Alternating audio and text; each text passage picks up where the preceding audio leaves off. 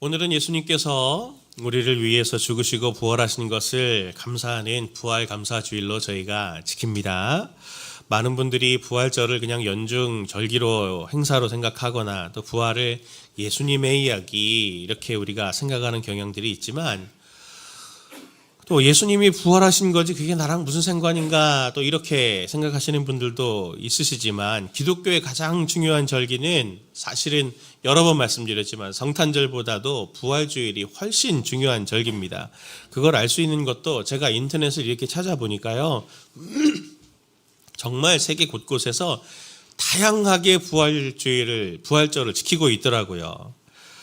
폴란드는 지난 월요일에 서로에게 막 물세례를 부으면서 그렇게 축제처럼 부활절을 지내고, 독일은 부활절 전날 밤에 마을 사람들이 모여가지고 거대한 모닥불을 피우며 지내는 동네도 있고, 그리스는 부활절 토요일 창밖에 도자기 항아리를 던져갖고 깨면서 부활절을 지키고, 버뮤다 지역은 연을 날리고 예수님의 승천을 기념해서 연을 날리고, 과테말라는 거대한 꽃 카펫을 깔아가지고 예수님의 고난의 길 뒤에 영광이 이렇게 있음을 축제로 지낼 만큼 진짜 다양한 방식으로 이 부활을 절기를 지키고 있더라고요.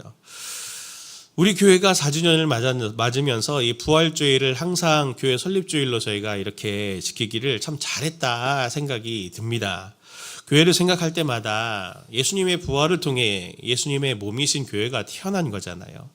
죽음을 이기는 능력, 죽음 가운데서도 소망이 이 부활을 통해서 또 교회 설립주의를 통해서 다시 새겨지게 되는 그런 시간들이 되는 것 같아서 저는 참 감사한데, 특별히 이번 부활주의를 놓고 제가 우리 성도님들을 위해서 기도할 때 정말 이 부활의 능력이 우리 성도님들의 삶에도 실제적으로 구현이 되고, 또 우리 교회도 그 예수님의 부활의 능력이 살아내지고 구현되는 교회가 됐으면 좋겠다. 하나님 앞에 제가 그렇게 기도하며 오늘 말씀을 준비했습니다. 예수님은 제자들과 마리아가 사실은 오기 전에 부활의 아침, 사실은 일요일, 오늘 그래서 우리가 일요일을 주일이라고 하는 거거든요. 예수님의 부활을 기념해서 제자들이 찾아오기 전에 예수님은 부활을 하셨죠. 이미 부활하셨습니다. 그래서 그들이 확인한 것은 빈 무덤이었어요.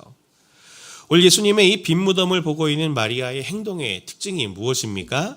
오늘 본문의 11절, 13절, 15절 말씀을 보면은 마리아의 행동을 이렇게 표현합니다.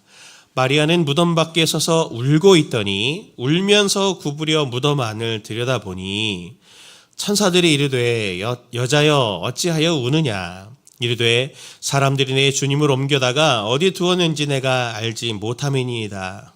15절 예수께서 이르시되 여자여 어찌하여 울며 누구를 찾느냐 하시면서 요한복음의 이 마리아는 예수님이 부활하셨을 때 울고 있는 사람으로 등장을 합니다.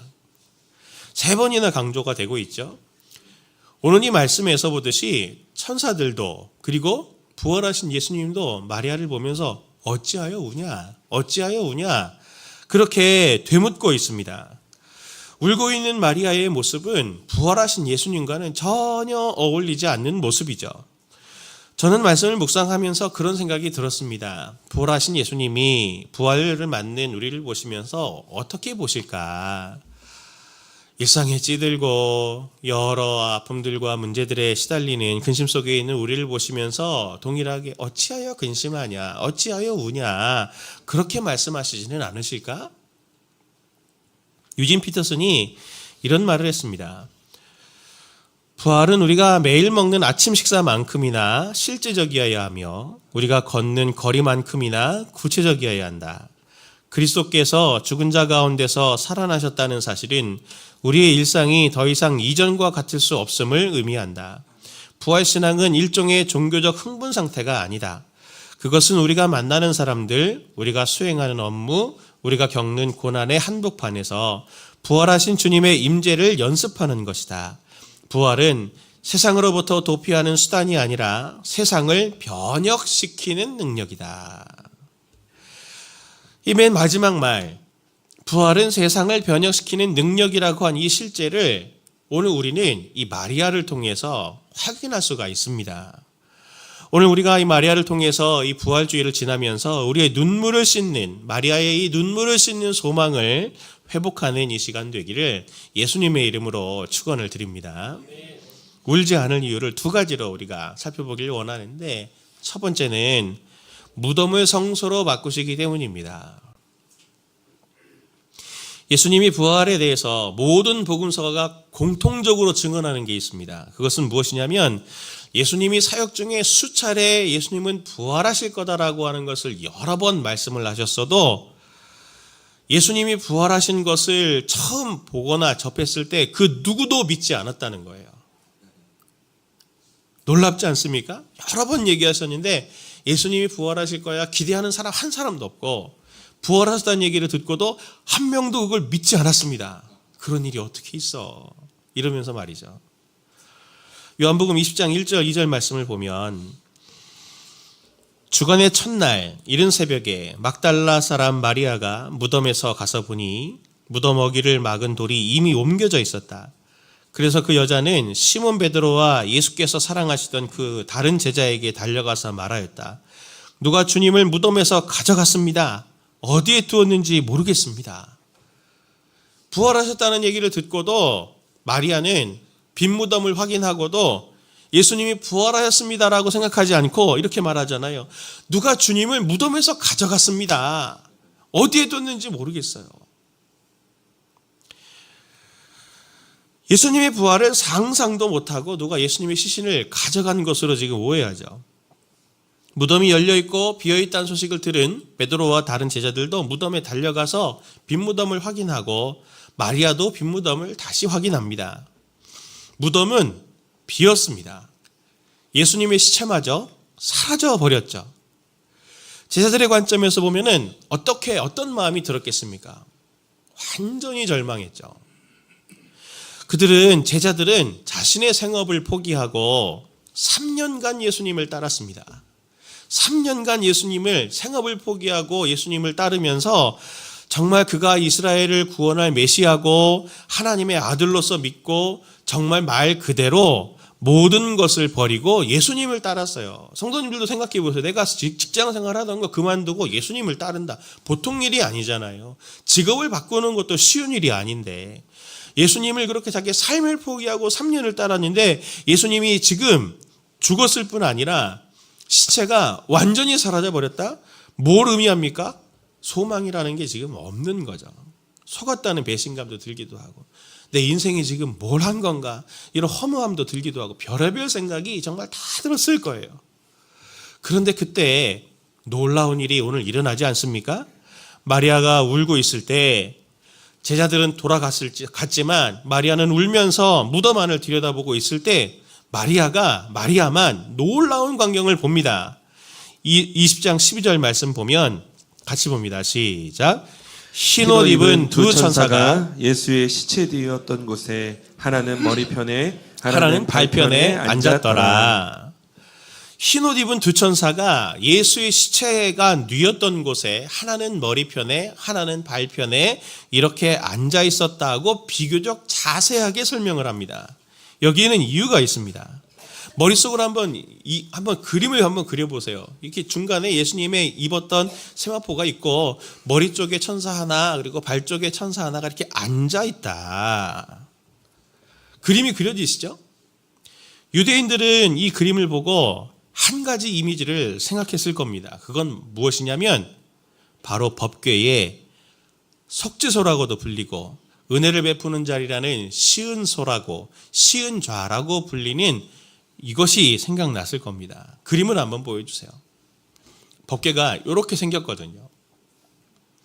저 밑에 상자에는 언약궤라 그래서 거기에 아론의 쌍난지팡이, 십계명과 그리고 만나가 담겨져 있었고 뚜껑 역할을 하는 저기에 그룹이라고 불리죠. 천사, 하나님을 곁에서 가장 가까이에서 모시는 천사를 그룹이라 그러는데 두 천사가 날개를 이렇게 펼치고 공간을 만들어내는 저기에 하나님이 임재하시고 저기에서 하나님이 임재하셔서 1년에 한 번 모든 이스라엘의 죄를 용서해 주시는 자리가 되기 때문에 속죄소라고 부르기도 하고 은혜를 베푸는 자리라고 시은소, 시은좌라고 불리는 자리가 바로 저기입니다. 하나님은 두 천사들이 있는 그 사이에 임하시는, 천사들의 섬김을 받으면서 임하시는 하나님이시거든요. 그림을 내려주시고, 오늘 딱 지금 이 예수님이 누우셨던 자리에 두 천사가, 하나는 머리 쪽에 하나는 발 쪽에 있는 이것은 유대인들에겐 딱 저 법궤의 뚜껑인 속죄소 그림이 생각이 났을 것입니다. 요한복음은 처음부터 예수님이 하나님이시라는 걸 말하고 있거든요. 요한복음 1장 1절부터 3절 말씀 보면 이렇게 말하죠. 태초에 말씀이 계시니라. 이 말씀이 하나님과 함께 계셨으니 이 말씀은 곧 하나님이시니라. 그가 태초에 하나님과 함께 계셨고 만물이 그로 말미암아 지은 바 되었으니 지은 것이 하나도 그가 없이는 된 것이 없느니라. 요한은 처음부터 요한복음을 시작하면서 예수님에 대한 이야기를 이렇게 시작하지 않습니까? 창세기의 이 말씀을 인용해서 태초에 말씀이 있었고 이 말씀이 하나님과 함께 있었는데 이 말씀이 하나님이시다라고 하면서 하나님이신 성자 예수 그리스도가 성부와는 구별이 된다. 그런데 그분은 하나님이시다라고 하는 것을 분명히 처음부터 설명을 합니다. 오늘 빈무덤에 예수님의 시체가 놓였던 곳, 머리와 발 쪽에 각각 천사가 앉아 있다는 것은 예수님이 두 그룹, 두 천사 사이에 임하시는 하나님이시다라고 하는 것을 명백하게 보여주는 거죠. 그 천사들은 이상하다는 듯이 마리아에게 묻죠. 어찌하여 우느냐? 그래서 천사들의 이 질문, 어찌하여 우느냐라고 하는 이 질문은 매우 타당한 것입니다. 유대인들에게 성전은 하나님이 거하시는 곳이 성전 아닙니까? 예수님은 부활로 지금 이곳이 무덤이어도 두 그룹 사이에 임하시는 하나님이 계시는 성전, 영광스러운 성전으로 만들어 버리셨어요. 무덤이었지만 하나님으로 거기에서 부활하셔서 임재하셔서 무덤을 성전으로 만들어 버리셨습니다. 그러니 울 것이 아니라 기뻐할 것이죠. 그뿐만이 아닙니다. 마리아가 연기척을 느끼며 뒤를 돌아보는데 예수님을 만납니다. 20장 14절부터 말씀 보면 이 말을 하고 뒤로 돌이켜 예수께서 서 계신 것을 보았으나 예수이신 줄은 알지 못하더라. 예수께서 이르시되 여자여 어찌하여 울며 누구를 찾느냐 하시니 마리아는 그가 동산지기인 줄 알고 이르되 주여 당신이 옮겼거든 어디에 두었는지 내게 이르소서 그리하면 내가 가져가리이다. 마리아는 예수님을 동산지기였는 줄로 착각했다고 말을 합니다. 요한은 지금 마리아가 있는 이 예수님의 무덤이 있는 이곳을 뭐라고 부르는 겁니까? 동산이라고 부르는 거죠. 그러니 예수님을 동산지기인 줄 알았다. 그런데 이 동산 한번 생각해 보십시오. 동산이라는 단어를 들을 때 유대인들에게 떠오르는 이미지는 에덴 동산입니다. 에덴 동산. 창세기 3장 8절을 보면 에덴은 하나님이 동행하시는 곳이에요. 거기가 에덴 동산입니다. 지금 두 천사와 함께 임재하신 하나님이 이 동산에 있다면 거기가 어디가 되는 겁니까? 새 에덴이 되는 것이죠. 예수님은 무덤이 있던 이 동산을 새 에덴으로 바꾸고 만들어 버리신 거예요. 게다가 예수님의 부활을 가장 먼저 보는 사람이 누굽니까?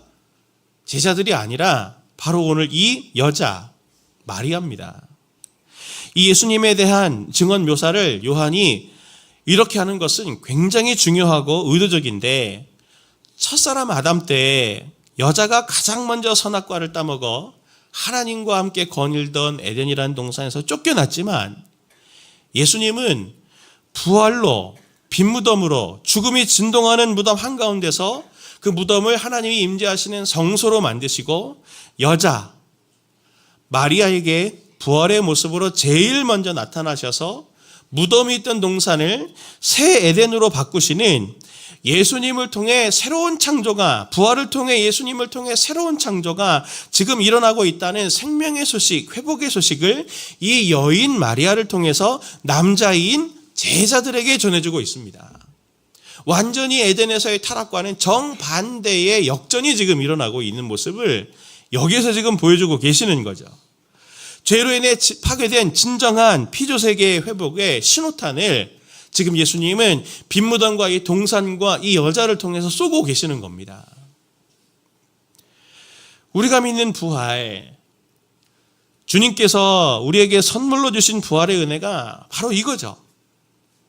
내 삶에 깊이 새겨져 있는 죄와 그리고 드리워져 있는 죽음의 그림자, 고통은 우리 가운데 다양한 형태와 방법으로 지금도 영향을 미치고 있지 않습니까? 그래서 우리에게 마리아처럼 절망과 눈물과 그래서 낙심의 깊은 눈물들을 흐르게 만들고 있죠. 그러나 부활하신 주님은 창조주의 능력으로 무덤을 성소로 바꾸시고 무덤이 있던 동산을 세덴으로 바꾸시고 타락을 가지고 왔던 그 여자를 회복의 신호탄으로 만드는 새 창조의 선포자로 하나님 바꾸시는 새로운 창조의 능력을 지금 우리 가운데 일으켜가고 계시다고 하는 것을 우리 가운데 주님은 지금 말씀해 주고 싶어 하시는 겁니다. 부활은 제자도 마리아도 그 누구도 도저히 상상할 수 없었던 일이지만 현실이 된 것처럼 주님은 성도님들에게도 누구도 상상하지 못할 부활의 능력을 부으셔서 살아있는 소망으로 성도님들의 삶을 채우실 거고 소망의 사람들로 성도님들을 만들어 가실 거라고 하는 것을 오늘 주님은 이 마리아를 통해 우리에게 말씀해 주기를 원하시는 것입니다. 이 여러분을 위한 성도님들을 위한 부활의 예수님을 꼭 믿으시기를 예수님의 이름으로 축원을 드립니다. 두 번째로 울지 않을 이유가 무엇이냐면 영원한 목자가 계시기 때문입니다. 예수님은 제자들과 마리아가 오기 전에 부활의 아침, 이 새벽에 예수님이 부활하셨죠. 예수님이 빈 무덤을 보고 있는 마리아는 울고 있었고 천사가 어찌하여 우느냐라고 말할 때도 그는 울고 있었습니다. 그때 마리아에게 예수님이 나타나시죠. 14절 말씀. 이 말을 하고 뒤로 돌이켜 예수께서 서 계신 것을 보았으나 예수이신 줄을 알지 못하더라. 예수께서 이르시되 여자여 어찌하여 울며 누구를 찾느냐 하시니 마리아는 그가 동산지기인 줄 알고 이르되 주여 당신이 옮겼거든 어디에 두었는지 내게 이르소서 그리하면 내가 가져가리이다. 오늘 본문의 이상한 점은 성도님들이 굉장히 많이 이상해 하시죠. 마리아가 예수님을 봤는데도 눈으로 보고도 예수님을 제대로 알아보지 못했다는 점입니다. 그가 근데 언제 예수님을 알아보나요? 오늘 말씀을 16절 세 번역으로 보면 이렇게 말합니다. 예수께서 마리아야 하고 부르셨다. 마리아가 돌아서서 히브리 말로 라부니라고 불렀다. 두 동사가 강조되거든요. 예수님이 마리아야 하고 부르셨어요. 부르셨을 때 마리아가 돌아섰습니다. 그래서 예수님을 라부니라고 불렀는데 랍비의 존칭입니다. 이건 극존칭이에요. 특별한 표현인데 부르셨다라고 말할 때는 말한 거예요. 말하다라는 뜻이고 여기 돌아서서라고 하는 건 이렇게 돌이켰다 이렇게 하는 이 행동만이 아니라 마음의 변화까지 일으키는 돌이키다라는 뜻을 가지고 있거든요. 이 16절의 말씀을 보면 의미심장한데 원문으로 보면은 예수님과 마리아의 행동에 집중을 합니다. 마리아가 예수님을 동산지기로 오해하고 제대로 못 알아보고 있을 때 예수님은 마리아의 이름을 부르셨어요. 그리고 마리아는 그의 음성을 듣고 자기 마리아야라고 부르는 그의 음성을 듣고 비로소 돌이켰다라고 이렇게 말을 합니다. 요한복음을 보면은 예수님은 앞서서 어떤 사람들이 예수님을 따르는지 이렇게 말씀하신 적이 있어요. 요한복음 10장 3절부터 말씀을 보면 목자와 양의 비유를 드시죠. 문지기는 그를 위하여 문을 열고 양은 그의 음성을 듣나니 그가 자기 양의 이름을 각각 불러 인도하여 내느니라. 자기 양을 다 내온 후에 앞서가면 양들이 그의 음성을 아는 고로 따라오되 타인의 음성은 알지 못하는 고로 타인을 따르지 아니하고 도리어 도망하느니라. 너희가 내 양이 아니므로 믿지 아니하는도다. 내 양은 내 음성을 들으며 나는 그들을 알며 그들은 나를 따르느니라 라고 말씀하시면서 양과 목자의 비유를 들어서 예수님을 따르는 사람은 예수님의 음성을 듣고 예수님의 음성을 들었기 때문에 따르는 사람들이다라고 이렇게 얘기합니다. 예수님 당시에 팔레스틴 지역에서는 목축이 흔했습니다. 그런데 목초지는 많지가 않았죠. 그런데 그 부족한 목초지에 양을 치려고 하면 양들이 섞일 거잖아요. 근데 목자들은 걱정을 안 합니다. 왜 걱정을 안 하냐면 양들은 자기의 목자의 음성에만 반응을 하거든요.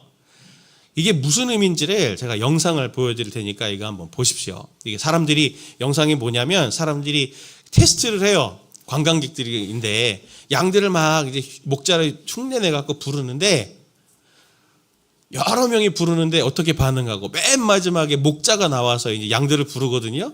그때 양들이 어떻게 반응하는지를 한번 보십시오.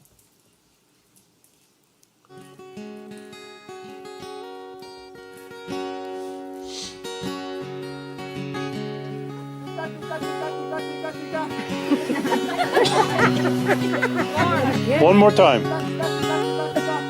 Oh, one is.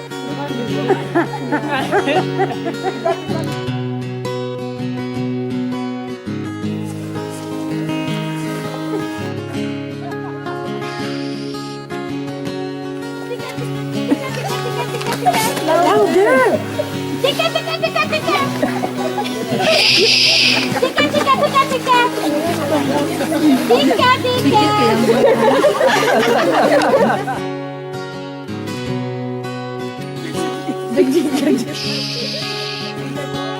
Tika, tika, tika, tika!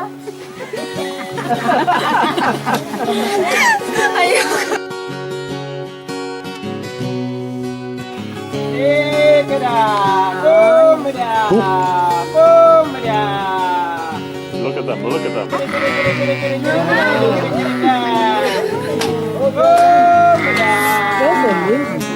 Isn't that amazing? They're coming. Oh my God. Oh my God. Oh my God. These two boys.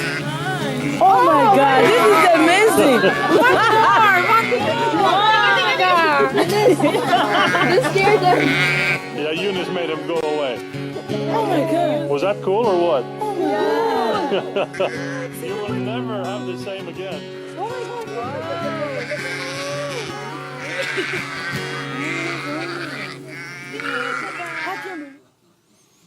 영상에 보셨죠? 다른 사람들이 다 불러도 그냥 반응을 하지 않습니다. 아예 관심이 없어요. 그런데 목자가 자기 음성을 내니까 고개를 탁 들고 여러 번 부르니까 쫙 오잖아요. 음성을 하는 거거든요. 이게 음성을. 우리도 그런 일 하지 않습니까? 옛날에 집에, 요즘은 집 전화기가 없지만 예전에 집 전화기 있을 때 여러 명이 받을 텐데 받으면 나다 하면 엄마의 음성, 아빠의 음성을 가족들이 아는 것처럼 목자의 음성을 안다는 게 이런 거거든요. 그러니 여러 양들이 섞여 있어도 목자들은 걱정하지 않습니다. 안 따라가요, 양들이. 자기 양만, 자기 목자만 따르거든요. 예수님이 지금 말씀하시는 게 딱 이 말씀입니다. 오늘 본문의 마리아가 딱 이 비유의 말씀과 딱 들어맞지 않습니까? 마리아가 울고 있을 때, 눈으로 봐도 예수님을 제대로 알고 있지 못할 때 목자가 양을 찾아서 부르는 것처럼 마리아야 라고 이렇게 그의 이름을 부를 때 마리아는 오늘 이 양처럼 그 음성을 듣고 돌아서서 라보니여 스승님 하면서 예수님의 반응을 하고 따르고 있고 그의 눈물은 그치고 그는 회복으로 돌이키고 있습니다. 현대인들의 삶을 가장 짓누른 것이 무엇이겠습니까? 카이스트에서 실패연구소라는 데가 있더라고요. 카이스트 아시죠? 과학 학교잖아요. 실패연구소가 있어요. 제가 거짓말인 줄 알고 찾아봤더니 진짜 있어요. 카이스트에서 실패연구소를 누가 만들었냐면 이광형 총장님이 취임한 다음에 실패해도 괜찮은 문화를 만들겠다는 의지로 2021년 6월에 카이스트에서 설립을 했습니다. 실패 연구를 해요. 1955년부터 2005년 사이에 출생자 1,500명을 대상으로 실시한 대규모 설문조사를 해서 작년 2025년에 이제 이 연구를 발표를 했는데 연구 제목이 이렇습니다. 실패의 두 얼굴, 부제는 밑거름과 낙인 사이라는 보고서를 냈는데 여기서 응답자의 58.7%가 우리 사회에서는 한 번 실패하면 낙오자로 인식된다라고 하는 이 인식에 공감을 했습니다. 이는 실패는 경험의 자산이 아니라 인생의 오점이다. 이렇게 생각하는 인식들이 한국 사회에 굉장히 팽배해 있다는 걸 말하는 거죠. 성도님들도 이 분위기들 속에 사시는 거 아니에요. 내가 한 번 실패하면 난 내 인생은 끝이야. 이 위기감들에 이렇게 짓눌려서 살아가고 계시지 않습니까? 얼마나 불안해요. 그러니 하루하루가 이 분위기들 속에 우리 수험생들, 젊은 아이들까지 정말 내가 한 번 이 시험에 실패하면 내 인생은 끝이야. 이 압박 속에 사니 얼마나 불행합니까, 사실은. 우리 부활하신 주님이 오늘도 성도님들의 그 눈물의 한가운데 실패한 것 같고 제자들도 자기 인생을 걸었지만 실패한 것 같은 똑같은 큰 방황과 혼란 속에 있는 혼미한 마리아, 불안과 고통과 눈물 속에 울고 있는 우리를 목자 없는 양같이 하나님은 버려두지 않으시고 우리의 삶을 우리에게만 맡겨두지 않으시고 예수님은 마리아의 목자가 되셔서 우리의 목자가 되셔서 이 부활의 아침에 목자가 양을 부르듯이 오늘 나를 부르시고 성도님을 부르시고 주님의 그 돌봄 아래 주시는 찾아오시는 주님이시다고 하는 것을 오늘 이 요한은 우리에게 말해주고 싶어 합니다. 주님은 성도님들을 버려두지 않으십니다. 성도님들이 심지어 실패한다고 하더라도 실패했더라도 마리아에게처럼 찾아오시는 하나님이신 거죠. 주님은 약속하셨습니다. 요한계시록 7장 17절의 말씀 보면 이는 보좌 가운데 계신 어린 양이 그들의 목자가 되사 생명수샘으로 인도하시고 하나님께서 그들의 눈에서 모든 눈물을 씻어주실 것입니다.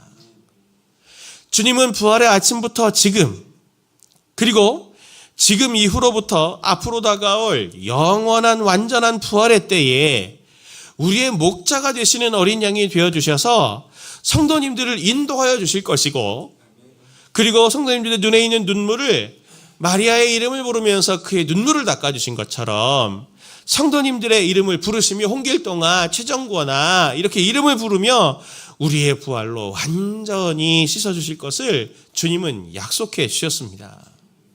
사랑하는 성도님들, 저도 고난주간을 앞두면서 저에게도 깊은 눈물과 아픔, 어려움이 있었습니다. 마음적인 어려움이 있었어요. 목자 없는 양 같은 상황을 바라보면서 또 성도님들을 생각하면서 참 마음이 괴롭고 힘들어서 그 마음을 붙들고 주님 앞에 잠잠히 나아가서 마리아처럼 눈물을 쏟을 때 주님께서는 여지없이 오늘의 이 마리아를 찾아온 예수님처럼 제 마음에도 찾아와 주셔서 마음에 새 힘을 주시고 능력을 부어주셨어요. 눈물로 나아갈 때는 정말 죽을 것 같고 깊은 절망을 느끼고 이거 뭐 내가 어떻게 해야 되나 이런 두려움도 저를 엄습하지만 눈물의 기도 끝에는 저에게도 주님께서 마리아야 라고 이름 부르시며 찾아오시는 그 하나님의 은혜가 덮어져서 언제 제 마음이 그렇게 힘들었고 언제 내 삶이 이렇게 불행하고 어렵고 그랬었나라는 그 생각인 어디 간 데 없이 정말 하나님께서 새 힘을 쏟아게 해주셔서 소망으로 채워주신 걸 저도 경험하게 되었거든요. 성도님들에게도 하나님께서 동일하게 그렇게 은혜 베푸시고 목자가 되셔서 찾아가시고 인도해 주시는 주님이시라고 하는 것을 오늘 이 부활의 아침에 성도님들이 회복하시기를 바랍니다. 오늘 성도님들의 삶에 어떤 죽음의 그림자가 어떤 눈물들이 깊게 드리워져 계십니까? 무엇 때문에 마음이 어렵고 무엇 때문에 혼미합니까? 혹시 이 자리에도 아니 한 번, 아니 여러 번 실패 때문에 깊은 절망에 빠진 분들 혹시 이 자리에 계십니까? 실패에 주목하지 마십시오. 무덤에 주목하지 마십시오. 부활하신 예수님을 주목하시고 부활하신 주님이 성도님들의 실패한 아니 절망스러운 무덤 같은 여러분의 삶의 자리를 하나님의 성소로 바꾸실 것이고 하나님의 새殿으로 만드실 걸 신뢰하시기를 바랍니다. 그리고 이 낙심한 여인, 울고 있는 여인 마리아 같은 성도님들을 새 창조의 메신저로 삼아서 또 다른 울고 있는 자들에게 보내서 예수님이 부활하셨고 예수님이 나에게도 소망을 주셨고 당신에게도 소망이 되실 거예요 라고 하는 그 소망을 전하는 메신저로 하나님의 성도님들을 삼으실 걸 저는 신뢰합니다. 부활하신 주님께서 마리아를 찾아오신 것처럼 부활하신 예수님, 유진 피터슨의 말대로 고난의 한복판에서 부활하신 주님이 목자로 임재하실 것을 기대하시는 성도님들 되시기를 간절히 부탁을 드립니다. 앞서 말했던 유진 피터슨이 이렇게 더 말했습니다. 부활을 사는 삶은 하나님이 지금 여기서 일하고 계신다는 사실에 대해 눈을 뜨는 것이다. 그것은 익숙함이라는 무덤에서 나와 매 순간 우리에게 다가오시는 살아계신 하나님을 경이로운 눈으로 바라보는 법을 배우는 과정이다. 주님은 새로운 메시아 시대를 여실 것을 이렇게 약속하셨습니다. 이사야서 43장 18절 말씀. 너희는 이전 일을 기억하지 말며 옛날 일을 생각하지 마라. 보라 내가 새 일을 행하리니 이제 나타낼 것이라. 너희가 그것을 알지 못하겠느냐? 반드시 내가 광야의 길을 사막의 강을 내리니 장차 들짐승 곧 승냥이와 타조도 나를 존경할 것은 내가 광야의 물을 사막의 강들을 내어 내 백성 내가 택한 자에게 마시게 할 것임이라. 이 백성은 내가 나를 위하여 지었나니 나를 찬송하려 함이니라. 도저히 일어날 것 같지 않은 내 인생은 망했어라고 하는 깊은 절망 가운데 있더라도 주님은 보라 내가 새 일을 행하리니 이제 나타낼 것이다 라고 하시며 하나님의 창조의 능력을 성도님들에게 쏟아 부으셔서 내가 생각하지 못했던 일들을 일으켜 가실 것을 꼭 소망하시기를 바랍니다. 부활은 주님이 죽으심으로 죽음의 사망 선고를 내리신 사건입니다. 당신의 생명으로 나의 사망, 나의 눈물에도 사망 선고를 내리시는 것이죠. 오늘 우리 성도님들께도 예수님의 부활이 실질적인 능력이 되어서 부활로 살아가시는 성도님들 되시길 예수님의 이름으로 축원을 드립니다.